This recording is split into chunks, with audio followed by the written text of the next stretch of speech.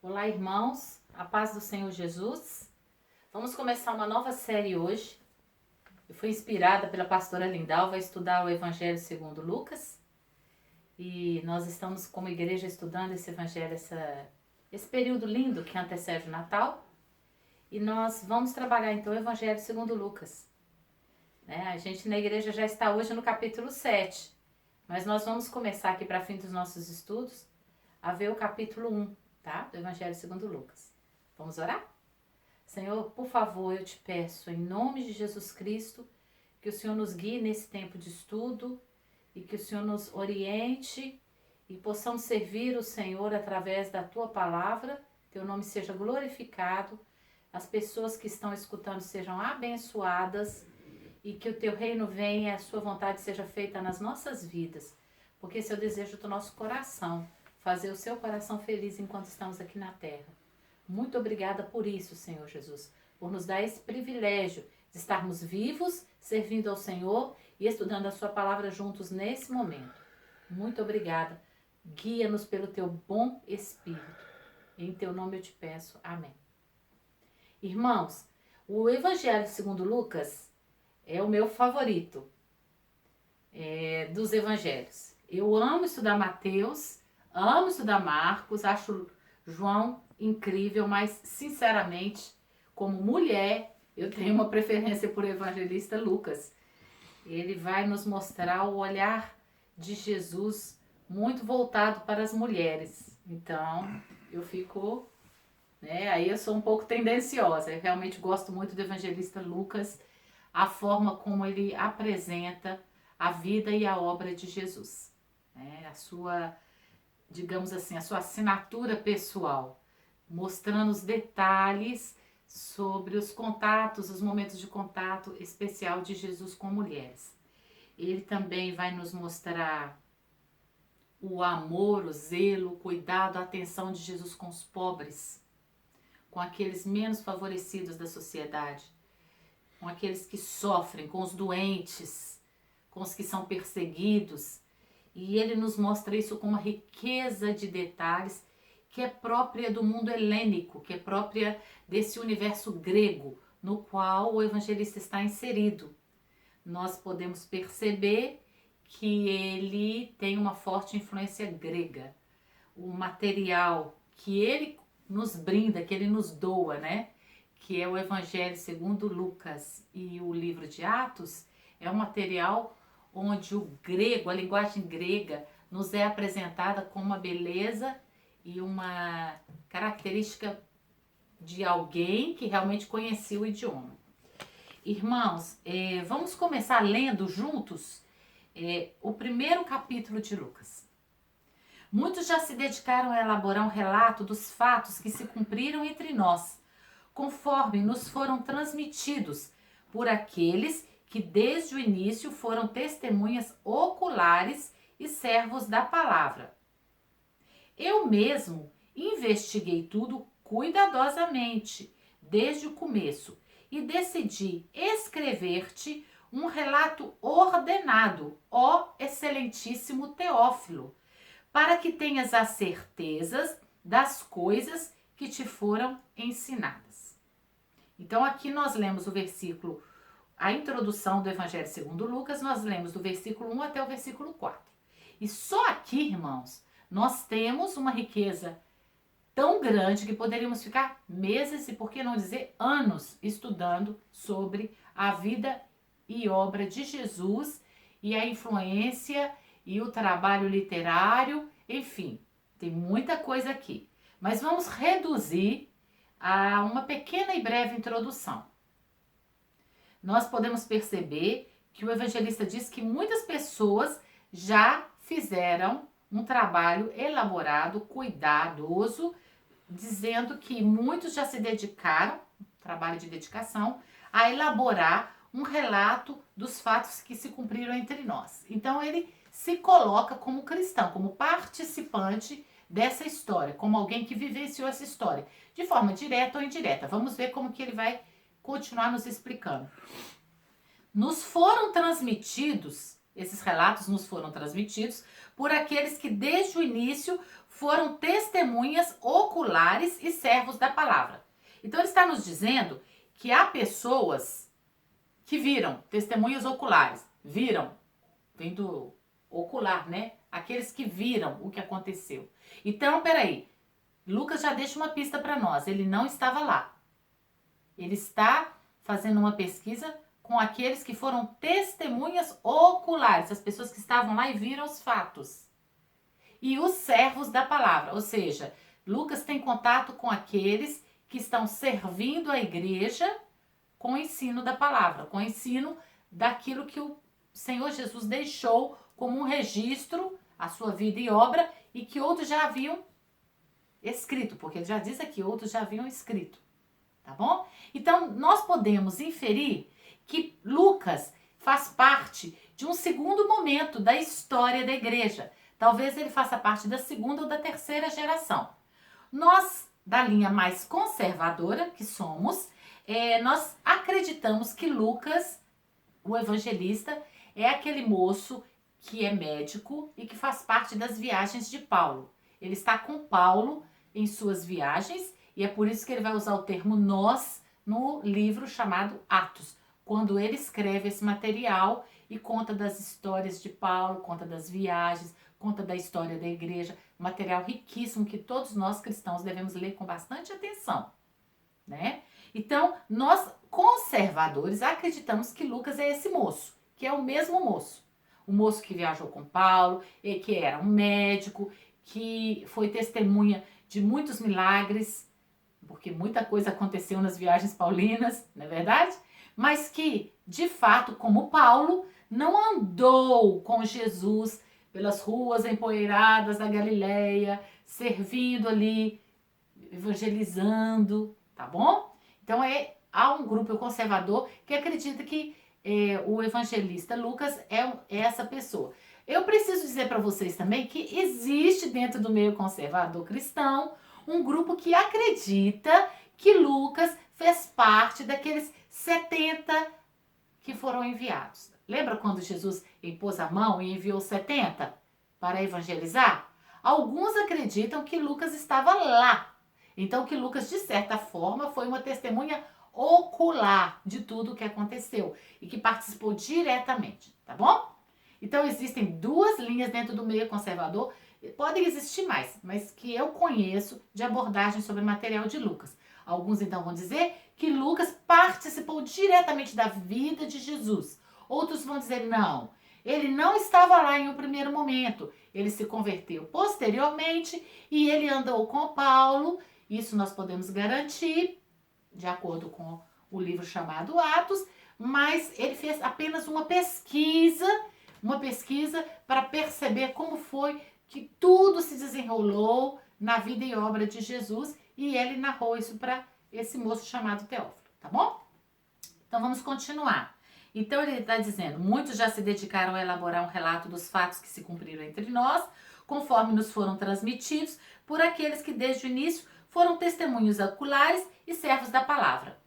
Eu pessoalmente preciso dizer para vocês que eu fico com a segunda leva de irmãos dentro da linha conservadora e eu realmente acredito que Lucas não esteve pessoalmente com Jesus, mas que ele andou com Paulo. Amém? Ele vai dizer agora no versículo 3, eu mesmo investiguei tudo cuidadosamente, ou seja, ele prestou atenção, ele fez pesquisa, investigou meticulosamente, cautelosamente, cuidadosamente, desde o começo, ele foi até as origens, ele queria saber como que tudo aconteceu.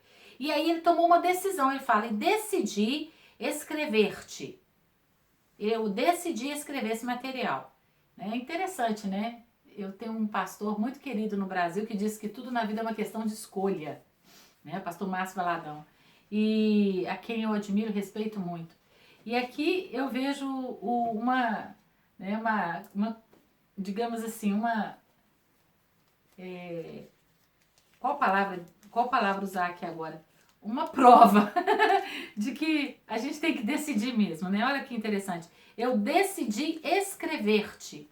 E ele decide escrever como, meus irmãos? Ele decide escrever um relato ordenado. É algo muito organizado, pensado. Isso deve ter dado um trabalho. Você já tentou escrever alguma vez para uma pessoa importante? Porque nós vamos perceber aqui que ele usa o termo excelentíssimo. Ó excelentíssimo Teófilo. Então, ele está escrevendo material, ele tomou uma decisão de escrever e ele escreveu esse material de forma organizada, ordenada. Ou seja, ele pesquisou desde o começo e colocou tudo em ordem. Para quê? Tem um objetivo. Para que tenhas a certeza das coisas que te foram ensinadas. Então, Teófilo foi ensinado a respeito do Senhor Jesus, certo? A respeito da igreja. Mas ele devia ter algumas dúvidas. E então Lucas diz, eu decidi escrever-te para que tenha certeza. Então esse material, nós vamos perceber que ele tem um cunho que a gente vai chamar de apologético. O objetivo do material de Lucas é uma forma de pregação. Ele vai pregar para esse moço chamado Teófilo. E também tem um objetivo missiológico. Ele quer mostrar que a igreja do Senhor Jesus, que o material que diz respeito ao Senhor Jesus é um material digno de aceitação e que devemos espalhar isso, divulgar isso, essa mensagem que nós chamamos de evangelho, boas novas, né? E, irmãos, também preciso dizer para vocês que é bem possível que Lucas e Atos, o Evangelho segundo Lucas e Atos, estejam em um primeiro momento juntos, foram construídos em um primeiro momento juntos, como se fosse um material em 2 volumes, né? Livro 1 e livro 2, tá bom? Então é muito interessante que você faça essa leitura contínua, porque tem um sentido completo. Quando você lê o Evangelho segundo Lucas e depois, logo na sequência, você lê Atos, fica assim, completo na sua mente a história de Jesus e da igreja no primeiro século. Então, é uma dica bem interessante a ser seguida, tá bom? Vamos agora para a perícope, ou para aquele pedaço da história que nós queremos destacar para a nossa reflexão hoje. Vocês vão observar, se vocês lerem o Evangelho segundo Lucas, que ele é composto de capítulos enormes. O primeiro capítulo tem 80 versículos. Gente, a forma grega de escrever é uma forma cheia de redundância, é uma forma prosaica muito longa, monótona, tá? Então, às vezes, você vai observar isso lendo o Evangelho segundo Lucas. Não desista, o material é riquíssimo, é cheio de detalhes, é cheio de pérolas preciosas. Se você ler com atenção, você vai percebê-las. Amém? Hoje nós vamos nos dedicar à história do nascimento do profeta João Batista. Você já ouviu falar de João Batista? Pois é, aquele que a cabeça foi colocada no prato, né? Praticamente todos nós lembramos dessa parte da história. Mas nós vamos ler hoje a história do seu nascimento.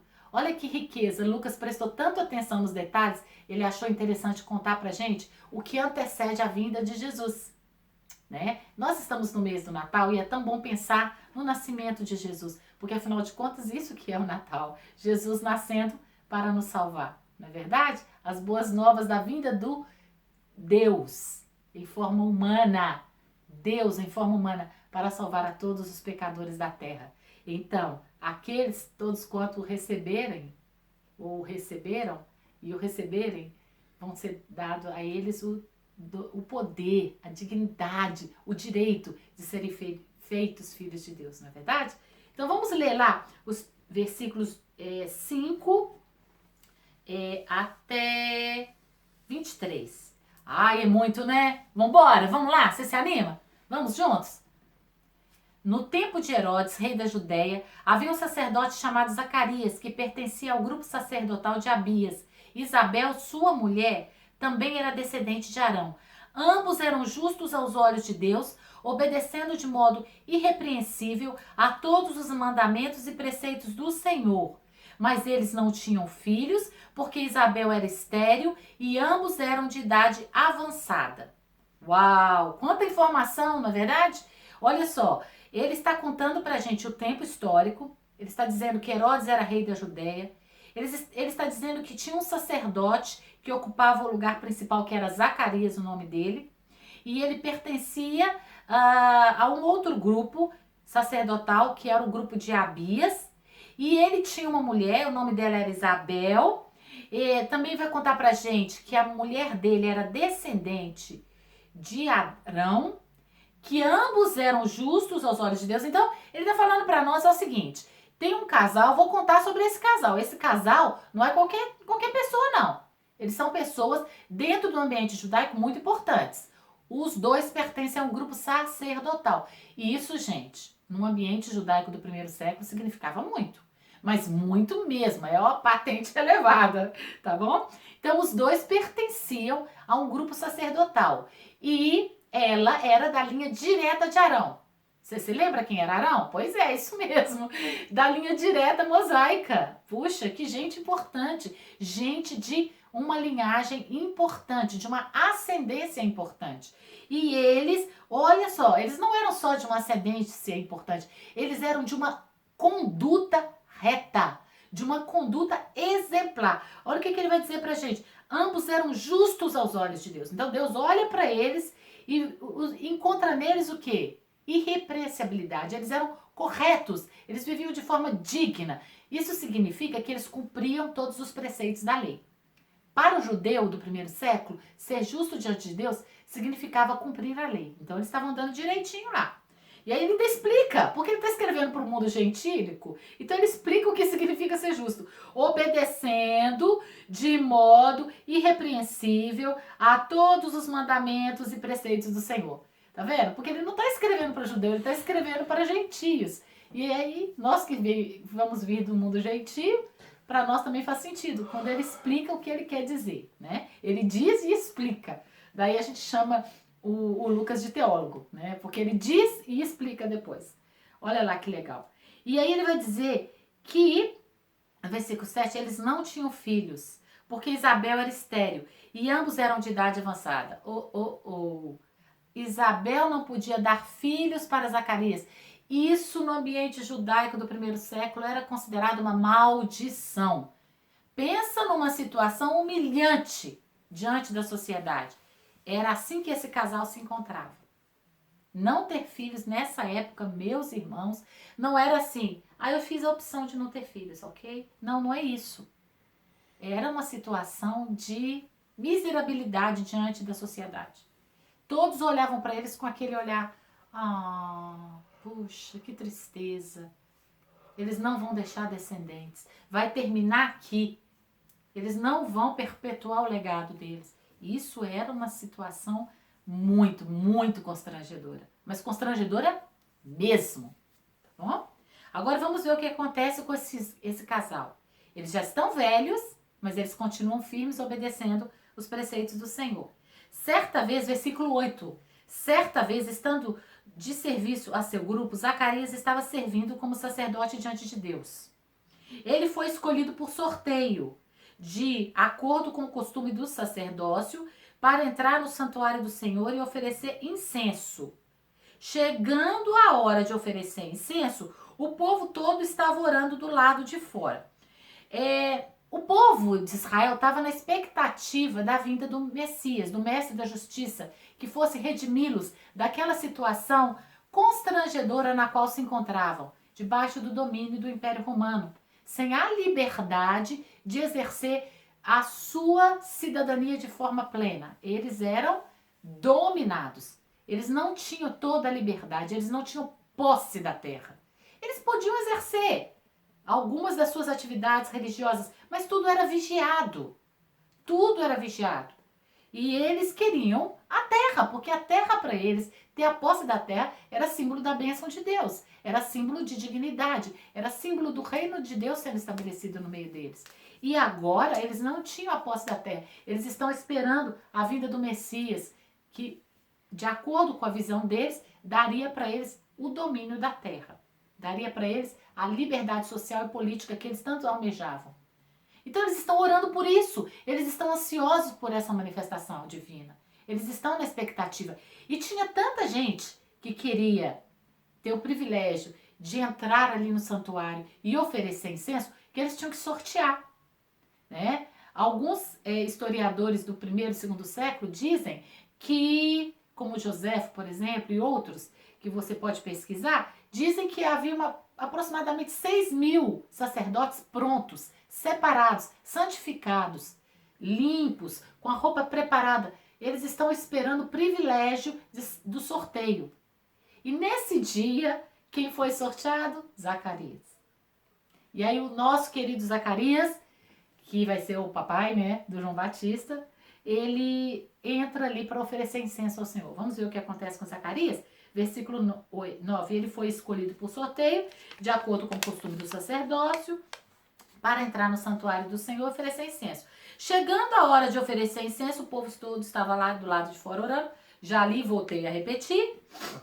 Então, um anjo do Senhor apareceu a Zacarias à direita do altar do incenso. Gente, um anjo apareceu para Zacarias. Opa, isso aqui é algo inusitado. Inusitado. Nós não temos registro de anjo aparecendo para sacerdote. Então é para chamar atenção mesmo. Isso ficou na memória do povo, o povo contou para Lucas e Lucas, ó, deixa eu colocar isso aqui que isso é importante. Teófilo tem que saber. Graças a Deus por isso. Agora nós sabemos também, né? Versículo 12. Quando Zacarias o viu, perturbou-se e foi dominado pelo medo. Então, foi uma visão espetacular. Trouxe aquele terror, aquele medo, aquele pavor na vida desse pobre velhinho santo de Deus, né? Você vê que o coração dele estava bom, graças a Deus por isso. Ele passou por um perrengue ali, como diz meu pai, perrengue, né? Mas, versículo 3, o anjo lhe disse, não tenha medo, Zacarias, dá vontade até de rir, né? O cara tá lá morrendo de medo e o anjo diz, não tenha medo. Ok, muito obrigado, né? Eu imagino, talvez ele tava ali se sacudindo de medo. Não tenha medo, Zacarias. Sua oração foi ouvida. Ops, peraí. Minha oração particular? Porque o sacerdócio e o sacerdote, ele fazia o quê? Ele orava pelo povo, ele orava em favor do povo. Ele não estava ali orando por ele. Ele estava ali orando pelo povo. Orando pela nação, ele estava representando a nação. Aí aparece um anjo e diz assim, a sua oração foi ouvida. A sua, aquela particular, aquela que você faz lá no secreto, né? E aí ele explica qual é a oração. Olha só. Isabel, sua mulher, lhe dará um filho e você lhe dará o nome de João. Versículo 14. Ele será motivo de prazer e de alegria para você e muitos se alegrarão por causa do nascimento dele. Versículo 15. Pois será grande aos olhos do Senhor. Uau! Ele nunca tomará vinho nem bebida fermentada e será cheio do Espírito Santo desde antes do seu nascimento. Fará retornar muitos dentre o povo de Israel ao Senhor, o seu Deus, e irá adiante do Senhor no espírito e no poder de Elias, para fazer voltar o coração dos pais a seus filhos e os desobedientes à sabedoria dos justos, para deixar um povo preparado para o Senhor. Uau! Que promessa! Olha, meus irmãos, eu não vou me deter no detalhamento e da riqueza dessa promessa, porque o nosso tempo já está adiantado e o meu foco com vocês hoje não é trabalhar essa riqueza desse versículo aqui. Mas eu vou falar para vocês uma coisa, eu já tive o privilégio de pregar algumas vezes só em cima desse verso e ele é rico demais. E vocês podem até pesquisar aí que vocês vão encontrar. Irmãos, vamos pegar aqui com atenção a reação de Zacarias. Uau, vamos ver o que acontece com Zacarias. Versículo 18. Zacarias perguntou ao anjo, como posso ter certeza disso? Sou velho e a minha mulher é de idade avançada. Né? Então, peraí, vamos trazer para a linguagem popular. Como é que esse negócio vai acontecer? Né? Explica para mim. Me prova. Me prova. Né? Como é que eu posso ter certeza? Preciso de prova. Eu tô velho, ela também. Tipo assim, não rola mais, meu filho, né? Desculpa aí, não vai dar. Não, ele não acreditou mesmo, essa que é a verdade. E eu não sei se eu estivesse lá, se eu acreditaria. E você? Pensa um pouquinho. Se alguém chegasse perto de você agora e dissesse que Deus vai fazer algo grande na sua vida, que você orou ou você tem orado a vida inteira, mas talvez você pense assim, já não dá mais. Já faz tanto tempo. Não, Deus se esqueceu de mim. E se Deus mandasse um anjo dizer para você, chegou a hora, é agora que vai acontecer? Qual seria a sua reação? Primeiro ele teve medo do anjo. E agora, qual é a próxima reação do nosso amado Zacarias? Ele não acredita. Ele não acredita. Como nós muitas vezes, não é verdade? Então, o que o anjo vai fazer? Olha lá, versículo 19. O anjo respondeu, sou Gabriel, o que sempre está na presença de Deus. Fui enviado para lhe transmitir essas boas novas. O anjo, dá as suas credenciais. Eu falo cara porque é uma forma carinhosa e respeitosa que a nossa família tem de destacar uma pessoa importante. No caso, nós estamos falando de um ser celestial muito importante. É um ser celestial que a gente sabe que ele só apareceu na Bíblia uma vez até agora. Ele só foi enviado para uma pessoa até agora, que foi Daniel. Isso mesmo, Daniel, um homem muito amado, um homem de oração, de jejum. Ele viu o anjo Gabriel, ninguém mais. Ninguém mais. Então, peraí.